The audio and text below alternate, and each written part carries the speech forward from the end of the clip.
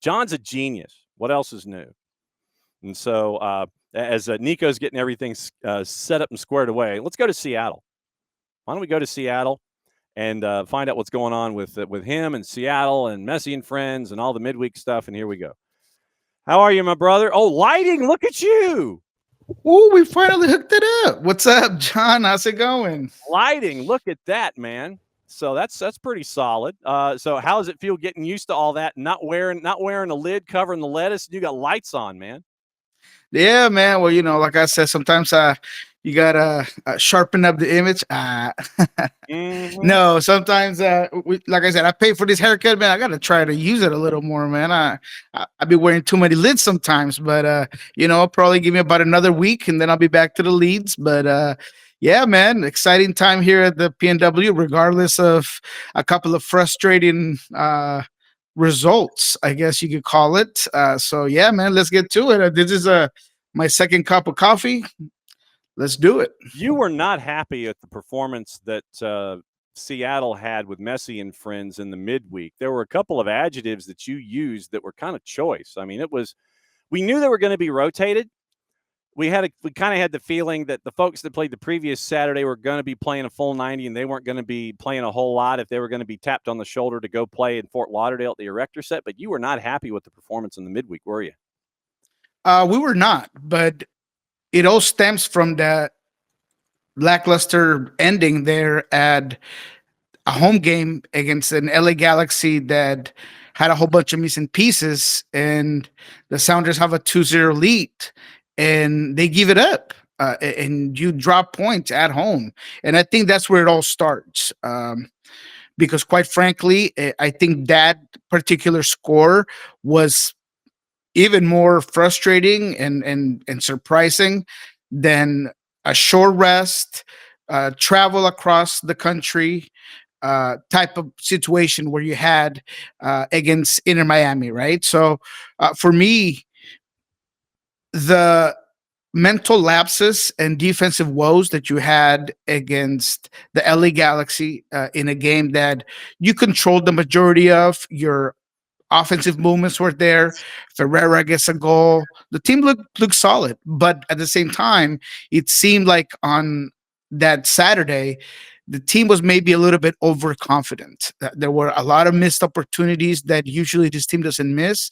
There were a lot of chances that guys are probably taken because they feel like, we'll get another one, right? We're really generating a lot of offense, so maybe I'll try this one. If it doesn't go, then we'll get another one, and that just didn't quite happen, right? So that 2-2 draw, and you saw it in Brian Smetzer's demeanor after that game. I mean, that he was upset. He was not a happy guy when you give up two set piece goals, basically one of a free kick, one of a throw in. You're just poorly set up, right? 87th minute at home, and there's 4 or 5 guys on the wrong side of the ball, not defending. So that's where it all starts. And then I think that kind of forced Brian to play Christian Roldan again, who looked exhausted. I mean, that's probably one of the worst Christian Roldan games I've seen at Fort Lauderdale against Inter Miami. I mean, it was really a bad performance, right? I mean, it was giveaway after giveaway. The team in the entirety looked very flat. They were not staggered correctly. They were not spaced correctly. Their transition moments were nowhere to be found. Even when they picked up the ball in the right places, there were no runs being made. There was a lot of miscommunication. The team just looked disjointed. So I think it was just a tough couple of games for the Sounders. And a couple of players used the word reset, right? That maybe we just need this as a reset. And this 3-1 scoreline probably does that. But yeah, a lot of bad performances. I think that the only saving grace in the Inter Miami game was Obed Vargas. Not just the goal, but his overall play was outstanding. Maybe perhaps getting Jordan Morris back. He gets the assist in that Obed goal. Albert Rusnak, I thought, was pretty good coming in off the bench. So there were a couple of good things, but mainly just a terrible performance from Seattle against Inter Miami. And you get to turn around and you get to not do anything. So after the match in the midweek, did they stay on the road or did they come back to the Providence and Swedish Car Wash Delicatessen and hairstylist emporium before they go down to Austin this weekend? No, they stayed an extra day and came back. They're already back. They have a couple of days off. They'll be back at Providence in Swedish on Friday. That's when we'll get a chance to talk to the team, and then they'll travel, and that's a big game. It's even bigger now, right? Because the way the standings are looking, and LAFC just jumped over you because you dropped, two big results. So now this Austin game is do or die, and they have to get out there and just change the chip, understand that yes, they're a good team, but you still have to be extremely clinical. Guys are gonna go for you, right? Every team's gonna shoot to knock you down because you're in a good run of play. So Brian Smetzer, after the Inter Miami game, did seem to be more calm. I think this Tuesday game was always going to be difficult, so maybe he didn't punt it, right? Because that's not what Brian does. But I think he thought that could be an adverse result. So now it's all about just getting the team ready to go to Austin. You're getting some guys back. How do you rotate that particularly? Is going to be interesting. Pedro de la Vega is the one that will be monitoring closely. He traveled, he was with the team, but didn't dress up. We've talked about the tendonitis that, it's a bit of a pain management situation. I'm told that there's really nothing to be worried about just yet, but we'll see what Brian says tomorrow. And what does your gut tell you? How much rotation are you thinking? What is your starting 11 like in your mind off the top of your head? They go heavy. They're going to go with their best possible lineup. Christian Roldan is going to be dying at the chance to just turn the page from that awful performance. Obed Vargas is in great run form. I think that you see your starting 11, including Albert Rusnak. I don't think Jordan Morris will start this game just yet, but I think you'll have your best 11 with Masovsky up top, Albert in the middle, Ferreira on the right, Pedro on the left, if health allows it, of course. It appears that overnight, it's probably one of the most unsurprising surprises is closer to turning into reality. Michelle Kaufman et al. That's fancy Latin for "and others." Messi and friends agree on terms to a new multi-year contract. Quoting Michelle, this was at like 2:00 this morning Eastern time. So as you were heading to bed, Lionel Messi will return to Inter Miami next season, finish his illustrious career in a pink number 10 uniform after lengthy negotiations that dragged on for the past several months. 38-year-old legend and Inter Miami have agreed to terms on a new multi-year contract, according to a source with knowledge of the deal. It will be his final contract. Announcement expected in the next 10 days. So no real surprise, but Messi is going to finish his career wearing pink, ushering in the new stadium at Freedom Park.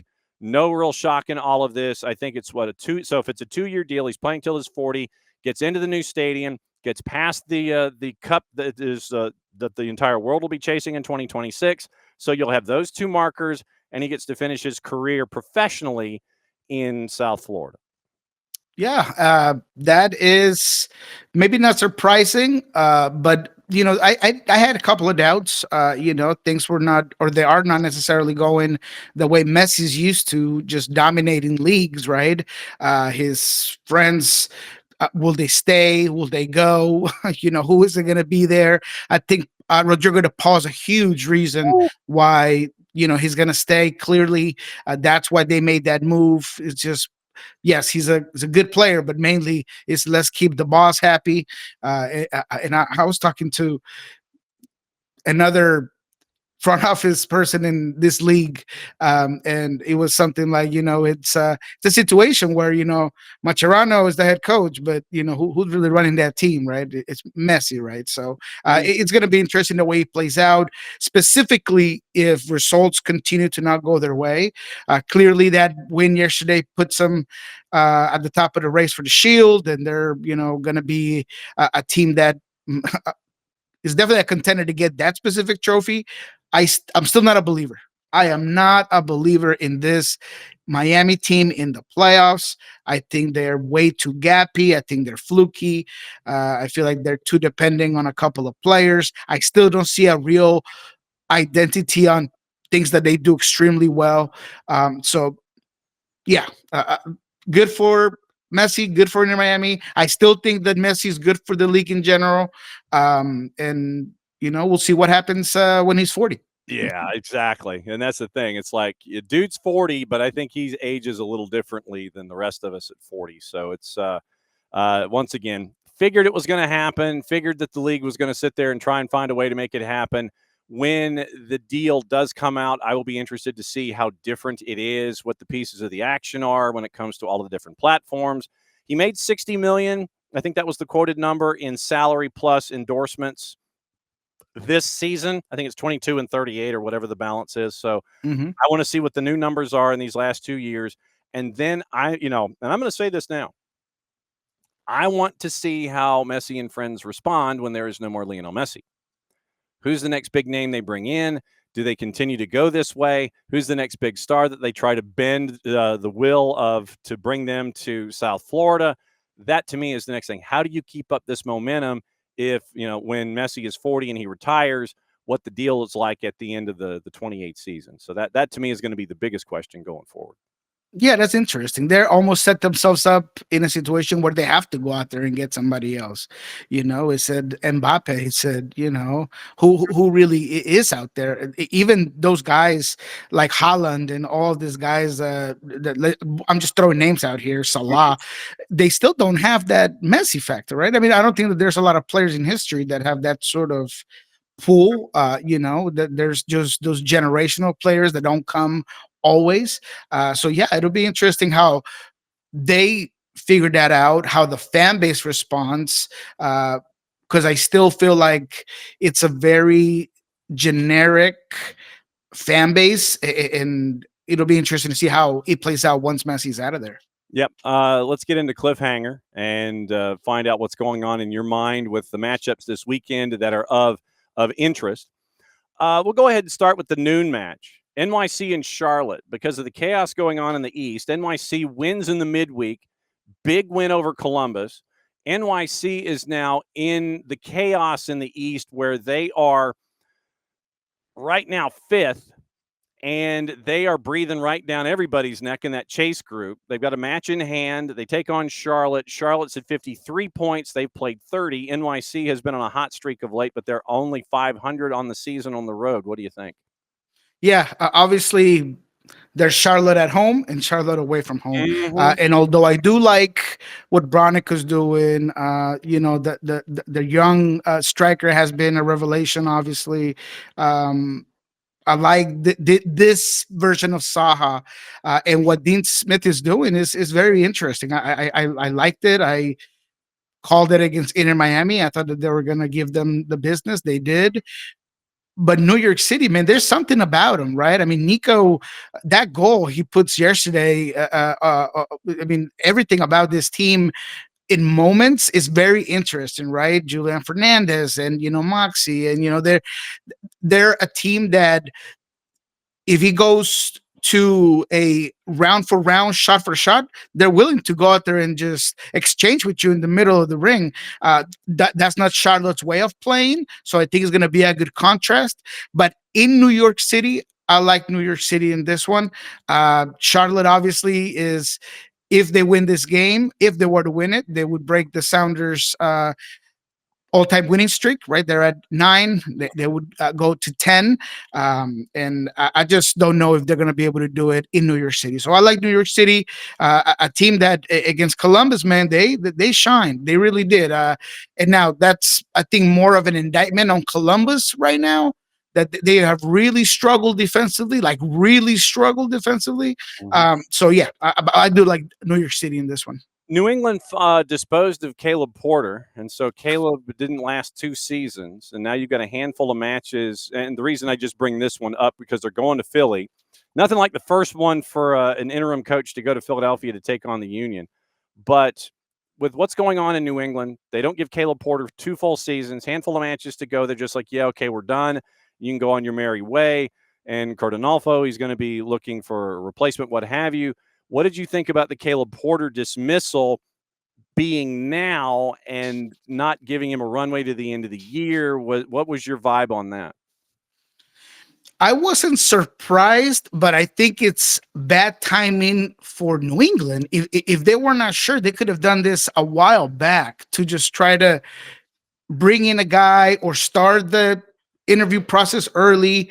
Because the biggest problem that you have now was New England is that you allowed Caleb Porter to bring a whole bunch of guys, right? That you signed, that they're going to be on contract moving forward. So now you got to find somebody that's going to be willing to work with these guys, And you look at the pool, is it Peter Vermees? I don't think it would be a guy like Curtin, but it would be maybe Gio Savarese, right? So the reality is that whoever comes in needs to be a guy that's going to have a long-term impact in New England. And I don't know if the Crafts are, you know, going to go out there and get a European guy. That doesn't seem like what New England does. I would think they'll bring an MLS guy, but I just thought the timing was off. And I think that the biggest issue that they're going to have is the current roster and the ongoing contracts that are going to keep a lot of those guys there. What happened with Carlos Heel? Do you try to ship him? Do you try to get something for him? I mean, there's so many question marks, but in terms of Caleb Porter, I mean, I think that the juice is almost out of that lemon. That's a lot of consecutive bad seasons for him. Since 2020 hasn't really won anything. He's a very particular guy with an acquired taste, is what I've heard of people working with him. So yeah, it's just odd timing. It's bad for Caleb. I don't know where he's going to go next, but it's definitely bad for New England to just start that process now and moving forward is going to be difficult, I think. Purple team hosting Nashville at 7:30 in Central Florida, in the land of the mouse. And so Nashville's coming off of the high of going into an Open Cup final in front of about 15 people at Geoda's. And well, I mean, hey, tight shots, and nothing but tight shots. You didn't see the upper deck at Geoda's, and you barely saw the end zones. They get to travel to Q2 now for a final, but they have to turn around, go down to Central Florida, take on the Purple team. Purple team is a favorite, but on the plus side at a plus 112, going up against Nashville, who's a plus 211. What's the draw? And as you get that for me, man, it was a hat trick for Sam Surge, yeah. Yeah, he's really feeling himself. Sam Surge is a guy that is giving this team a lot of offensive power, but there's still a very inconsistent team for me. You don't know what Nashville you're going to get sometimes, and that is a bad thing against Orlando. However, I do think this is going to be one that is going to have at least 4 goals, and it's probably going to be a tie. I see that more as a 2-2 draw in this one, but it's going to be a fun game. Plus 266 in the composite for the draw. Oh yeah. I like that draw. I think that Nashville clearly they're gonna be more than likely going to rotate some pieces, maybe not all, because I think that they see themselves with the need to win some games. Knowing the way BJ handles that team, I would say he probably runs it back pretty consistently. So yeah, maybe a lot less intense, maybe with same possession. But yeah, this is going to be a game that I would see very easily as a draw. Last one that I wanted to focus on with you, late night last night. Yeonmin Son, as I told folks in hour number 1, I said if you had him for fantasy and if you captained him, I think you did pretty well. You end up with a Hattie. You end up with a goal in the 3rd minute. LAFC's off and running, up 2-0, 3-1. They go on to win 4-1. And RSL is going to be without one of their starting forwards for the return fixture on the weekend in Los Angeles. No shock, but LAFC is a minus 227, hosting RSL on the return side at a plus 523. Yeah, man. Look, LAFC, as I had basically told people, they were going to be a problem right around this time. And Son looked great last night. I mean, he was all over. He had a couple of near chances. He put one on the post.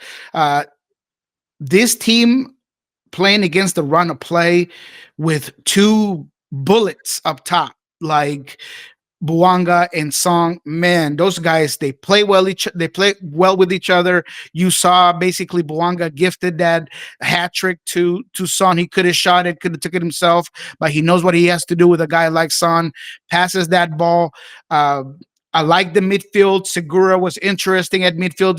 He's played there before, but I thought he gave him a little bit of what Igor de Jesus gave this team. Good balance. Cherundolo smiling. I mean, they are starting to really feel it. You bring in a guy like Martinez off the bench. I mean, everything just kind of starting to fit. Tillman looks really, really good. He's a guy that's just doing that duality play. So yeah, man, I think that LAFC is going to be a real problem. Love what I saw. Buanga, 94th goal, becomes the all-time leading scorer for this team in all competitions. It's just all good things there for LAFC. So I think that in this one, they'll definitely repeat. They'll get a win. I wouldn't touch it because it's not worth your money. But I really do think that LAFC is going to put another display this weekend. 3.5 is a plus 148. 4.5 is a plus 338. Yeah, no. They know something we don't know. Don't go for that. Don't go for that. Don't go for that. Oh, the back. No, this one could be very easily just a lower scoring game. Yeah, no. Oh, Don't wow. go for that. Yeah, the back end of the home and home on 3 days rest, and you're just kind of like, yeah, no, I'm good. Yeah, they're trying to fiddle it in front of you, but don't do it. Don't do Yeah, it. absolutely. Okay, what is the latest with Pulso Sports and Sounder at Heart for the Sounder at Heart Delicatessen and Hardware Store? Yeah, we'll be at the facility tomorrow. We're going to record with Jeremiah, who's back from vacation. We're going to be all about where this team is at health wise. We're going to try to figure out what's going on with Pedro, what the lineup's going to be for the Austin game. We're going to break down the Austin game, of course, see if there's anything that maybe comes up after, this bad performance. We'll see what the vibes are like. So go ahead and check that out there, Sounder Heart Podcast Network, and what we learned this week with Jeremiah O'Shan on Friday. And then, of course, on Monday, we're going to have the kickoff with Labins Corches and our Lilon Wall. And in Pulso Sports, man, anything that we get today will be at Pulso. Tomorrow will be on Pulso Sports. I'm hoping to get at least one player, maybe an Obit, maybe a Alex Roldan. So go ahead and wait for that. And then, of course, what we hear from Brian Smetzer will also be on Pulso Sports. As always, my friend, great to see you. And maybe next week I'll actually remember to send you the link to the studio space. No problem. I was freaking out. I was like, did I miss it? Did I not get it? No, it's always the same spot each and every time. So if I ever forget, we're here. So just go find an old email. Link is there. Oh yeah, I could use that. Oh, good. Well, there you go. It's a locked-in studio space. So if I ever forget and I have a brain fart, just go ahead, find the old email, same link, dive in. We're all good. Love you very much, my friend, and we will see you next week. You got it, boss.